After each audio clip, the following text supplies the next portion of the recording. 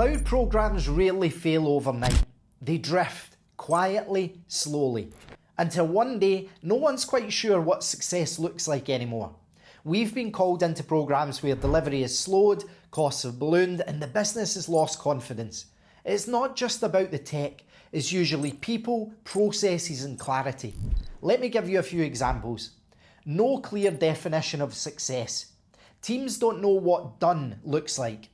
There's a lot of activity but nothing to measure real progress against. Internal teams left out.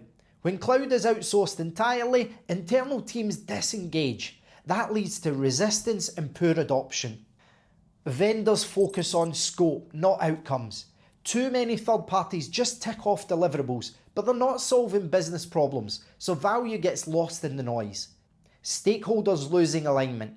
Business, IT, security and finance aren't on the same page, so decisions get delayed, priorities conflict and progress stalls. And finally, cloud spend creeping up with no clear ROI.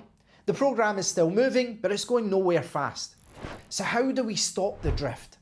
First, we re-anchor the program. What are we actually trying to achieve now? What does success look like in business terms, not just architecture diagrams? Then we cut the noise. Strip out anything that doesn't deliver value fast. You need results. Next, bring internal teams back in. Empower them. Don't just inform them. Realign stakeholders quickly. Short, focused sessions about the truth. Get clear priorities and fast decisions.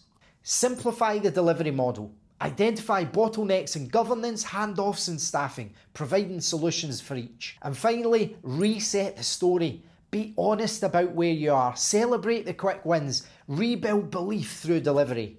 Cloud shouldn't be painful. If your program feels like it's drifting, we can fix it. Drop me a message or visit transforming.technology to find out more.